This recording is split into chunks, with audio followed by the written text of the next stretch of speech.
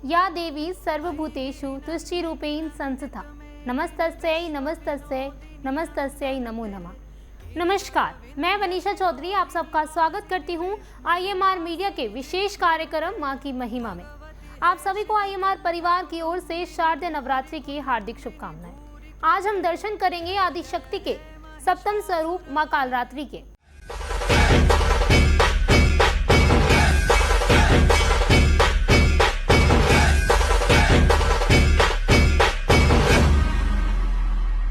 नवरात्रि के 7वें दिन यानी महासप्तमी को माता कालरात्रि के रूप की पूजा की जाती है। जैसा उनका नाम है वैसे ही उनका रूप है। माँ कालरात्रि असुरों का नाश करने वाली है। खुले बालों में अमावस्या की रात से भी काली। माँ कालरात्रि की छवि देखकर ही भूत प्रेत भाग जाते हैं। माँ का वर्ण काला है। इस देवी के 3 नेत्र हैं। ये तीनों ही नेत्र ब्रह्मांड के समान गोल हैं। इनकी सांसों से अग्नि निकलती रहती है। ये गंधर्व की सवारी करती हैं। ऊपर उठे हुए दाहिने हाथ की वर मुद्रा भक्तों को वर देती है और दाहिने हाथ की तरफ नीचे वाला हाथ अभय मुद्रा में है, यानी भक्त हमेशा निडर और निर्भय रहते हैं। नाम से अभिव्यक्त होता है कि माँ दुर्गा की यह 7वीं शक्ति कालरात्रि के नाम से जानी जाती है, अर्थात जिनके शरीर का रंग घने अंधकार की तरह एकदम काला है, सिर के बाल बिखरे हुए हैं और गले में विद्युत की तरह चमकने वाली माला है। बाएं हाथ की तरफ लोहे का कांटा तथा नीचे वाले हाथ में खड्ग है। कथा के अनुसार दैत्य, शुभ निशुभ और रक्तबीज के तीनों लोकों में हाहाकार मचा हुआ था। सभी देवता शिव जी के पास गए। तब शिव जी ने देवी पार्वती से कहा कि वे राक्षसों का वध करके अपने भक्तों की रक्षा करें। शिव जी की बात मानकर पार्वती जी ने दुर्गा का रूप धारण किया और शुभ निशुभ का वध कर दिया। परंतु जैसे ही दुर्गा जी ने रक्त बीज को मारा, उसके शरीर से निकलने वाले रक्त के लाखों रक्त बीज उत्पन्न हो गए। इसे देख दुर्गा जी ने अपने तेज से कालरात्रि रूप को उत्पन्न किया। इसके बाद जब दुर्गा जी ने रक्त बीज को मारा तो उसके शरीर से निकलने वाले रक्त को कालरात्रि ने अपने मुख में भर लिया और सबका गला काटते हुए रक्त बीज का वध कर दिया। उनका रूप भले ही भयंकर हो, लेकिन ये सदैव शुभ फल देने वाली माँ है, इसलिए ये शुभांकरी कहलाई जाती हैं। अर्थात इनसे भक्तों को किसी भी प्रकार से भयभीत या आतंकित होने की कतई आवश्यकता नहीं है। उनके साक्षात्कार से भक्त पुण्य का भागी बनता है। कालरात्रि की उपासना करने से ब्रह्मांड की सारी सिद्धियों के दरवाजे खुलने लगते हैं और तमाम असुरी शक्तियां उनके नाम के उच्चारण से ही भयभीत होकर दूर भागने लगती हैं।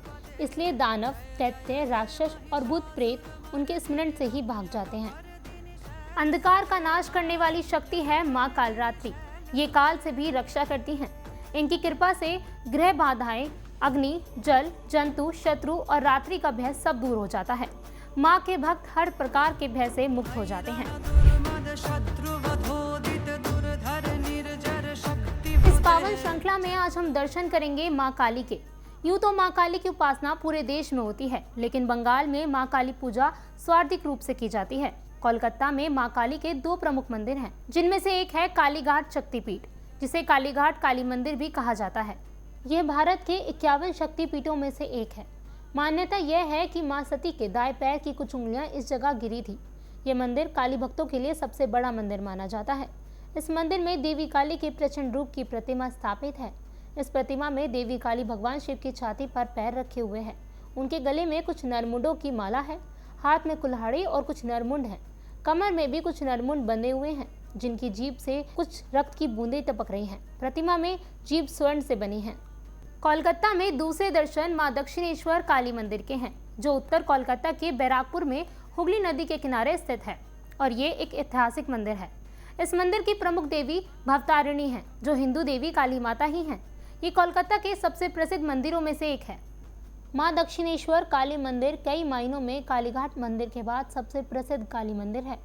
ये मंदिर प्रख्यात दार्शनिक एवं धर्मगुरु स्वामी रामकृष्ण परमहंस की कर्मभूमि रही है, जो कि बंगाली अथवा हिंदू नवजागरण के प्रमुख सूत्रधारों में से एक दार्शनिक, धर्मगुरु तथा रामकृष्ण मिशन के संस्थापक स्वामी विवेकानंद के गुरु थे।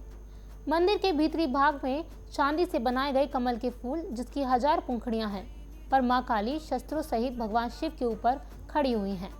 काली माँ का मंदिर नवरत्न की तरह निर्मित है और 46 फुट चौड़ा और 100 फुट ऊंचा है। विशेषण आकर्षण यह है कि इस मंदिर के पास पवित्र गंगा नदी है, जो कि बंगाल में हुगली नदी के नाम से जानी जाती है। इस मंदिर में 12 गुंबद हैं। ये मंदिर हरे भरे मैदान पर स्थित है। इस विशाल मंदिर के चारों ओर भगवान शिव के 12 मंदिर स्थापित किए गए हैं। प्रसिद्ध विचारक रामकृष्ण परमहंस ने मां काली के मंदिर में देवी की आध्यात्मिक दृष्टि प्राप्त की थी तथा उन्होंने इस स्थल पर बैठकर धर्म एकता के लिए प्रवचन दिए थे। रामकृष्ण इस मंदिर के पुजारी थे तथा मंदिर में रहते थे। मां की महिमा के विशेषांक में आज के लिए इतना ही। कल फिर मिलेंगे मां के अन्य स्वरूप के दर्शन एवं उनकी कथा जानने के लिए। बने रहिए IMR मीडिया के साथ। मां कालरात्रि और मां काली आपकी मनोकामना को पूर्ण करे। जय माता दी।